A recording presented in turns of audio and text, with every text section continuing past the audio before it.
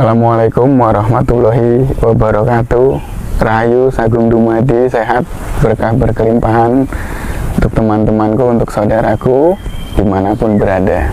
Ini pengembangan dari satu kalimat yang ada di kitab suci, kenalilah dirimu maka kamu akan mengenal Tuhanmu, ya. Mungkin teman-teman sudah tidak asing lagi dengan kata-kata seperti itu. Ketika kita sudah mengenali diri, maka kita pasti akan mengenal Tuhan kita. Nah, proses mengenal diri inilah yang demikian panjangnya, demikian rumitnya, yang tidak semudah kita membalikan telapak tangan, teman-teman. Jadi memang kita harus mulai dari nol, ya, dan dari sekarang, karena kalau nunggu besok-besok kita tidak punya waktu lagi untuk mengenal diri kita. Nah, dalam diri kita, ya, manusia ini, saudaraku, ada 3 elemen penting yang harus kita kenali, yaitu ruh, jiwa, dan jasad. Nah, di jasad saja banyak elemen-elemen, ya. Di jasad ini kayak misalnya kita belajar tentang sel-sel, kita belajar tentang peredaran darah, organ-organ tubuh tertentu, ya. Itu yang harus kita kenali. Terus di jiwa ini juga banyak elemennya, teman-teman. Ada nafsu, ya, ada 4 nafsu, terus ada ambisi, ada ego, dan lainnya. Lalu di elemen ruh, ya, tentang energi dan sebagainya. Insya Allah kita akan kupas perlahan-lahan. Nah, kita mulai dari mengenali diri kita yang jasad dulu, saudaraku, teman. Kalau kita flashback lagi ke belakang, bahwa manusia itu berasal dari satu sel, ya. Dari satu sel terus membelah menjadi 2 sel, membelah lagi menjadi 4 sel, 8 sel, dan seterusnya hingga triliunan sel di dalam tubuh kita. Ada sel kulit, sel daging, sel rambut, sel darah, ya. Itu semuanya berasal dari sumber satu sel, yang dimana sumber itu berasal dari orang tua kita, ya, sel sperma ayah kita yang memasuki ovum dari ibu, sehingga dari satu sel itulah menjadi daging, ya, menjadi darah, menjadi bayi, dan lahirlah kita seperti manusia sekarang ini. Itu dari satu sel. Nah, kita mempelajari itu saja sudah luar biasa, bukan? Tentang kekuasaan Tuhan yang Maha Kuasa, dan itu adil. Adil, mau kalian agama apapun, mau kalian budaya apapun, bahkan untuk kalian yang tidak beragama sekalipun itu sama, ya. Jadi tidak ada perbedaannya. Disinilah keadilan Tuhan. Nah, dari sel-sel yang sudah miliaran bahkan triliunan di dalam tubuh kita, perkiraan itu 1 kilogram berat tubuh kita itu sekitar 1 triliun sel. Nah, teman-teman tinggal hitung saja sendiri berapa berat tubuh teman-teman, ya. Berat tubuh teman-teman 50 kilo, ya, berarti sekitar 50 triliun sel. Belajar di sini berarti kita mulai mengenal kesadaran. Nah, ini mulai mengenal diri yang luar biasa nih, ya, teman-teman, saudaraku semua. Ini baru jasad, ya, baru elemen fisik, ya. Kita masuk ke elemen jiwa. Nah, jiwa ini pikiran kita itu termasuk dalam kategori jiwa. Jadi jiwa itu bukan satu sosok, ya, bukan satu sosok yang wujudnya sama seperti kita, bukan seperti itu, teman-teman. Jadi jiwa adalah kumpulan-kumpulan lain, kayak seperti pikiran kita. Itu berpikir, pikiran kita berpikir, melakukan aktivitasnya, berpikir, menganalisa, itu bagian dari jiwa. Terus perasaan kita juga sama, kita merasakan sedih, merasakan bahagia, itu juga disebutnya bagian dari jiwa juga. Nah, belum lagi di dalam tubuh kita, di dalam jiwa ini ada yang namanya 4 nafsu. Dalam konsep Jawa mungkin kita mengenal saudara 4, ya, yang dikuasai oleh pancer atau sejatinya kita. 4 nafsu ini, pertama nafsu lawama, nafsu supia, nafsu amarah, dan nafsu mutmainah.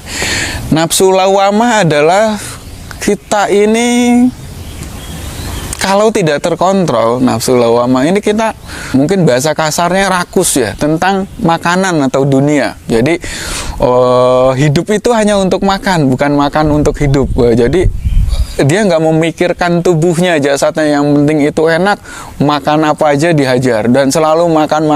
Nah, ini nafsu lawamah yang tidak terkontrol.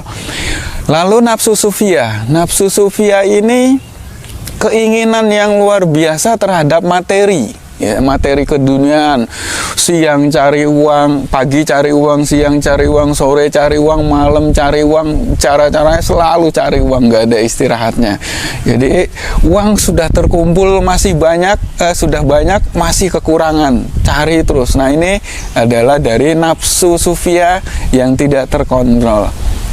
Nah, ada lagi yang ketiga adalah nafsu amarah. Nafsu amarah ini bersifat emosional ya, dikit-dikit tersinggungan.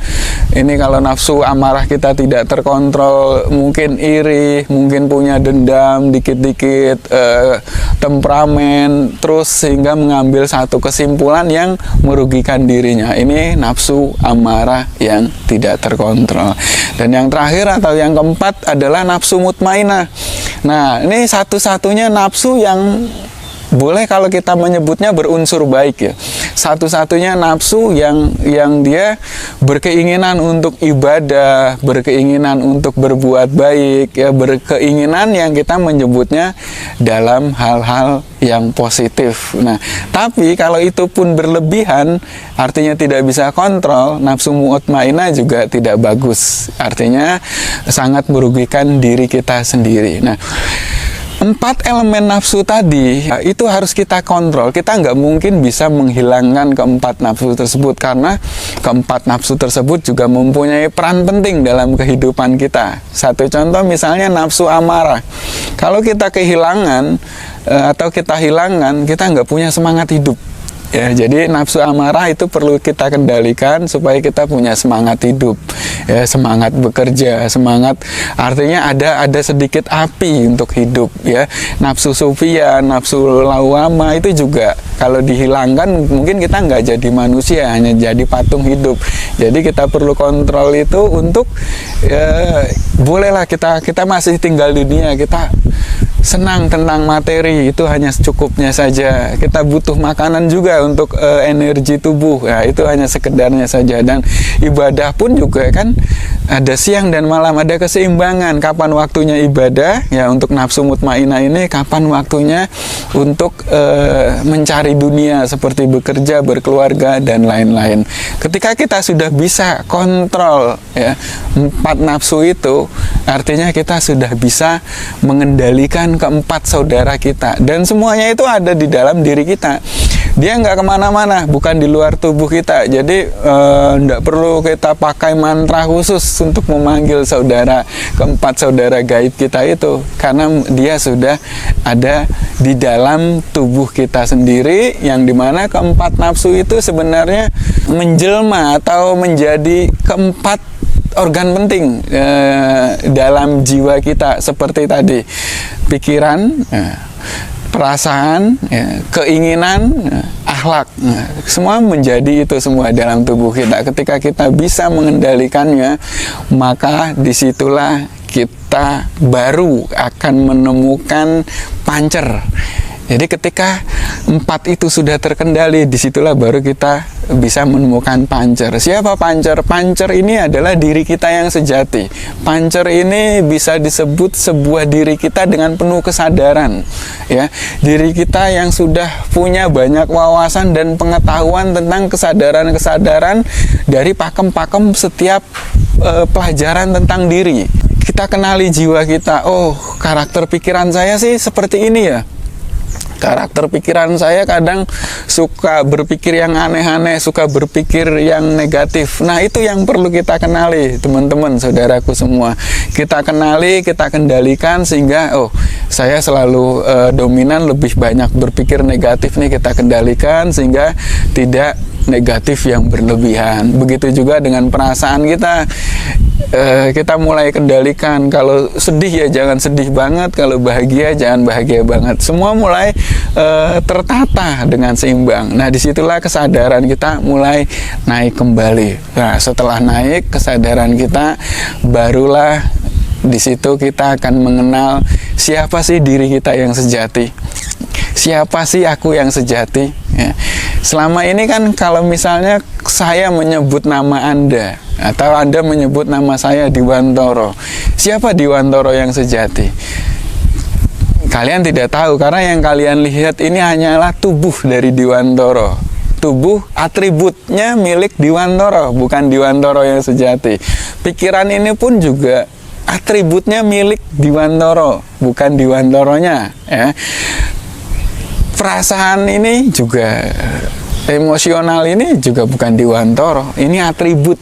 Atribut itu berarti milik dari Diwantoro.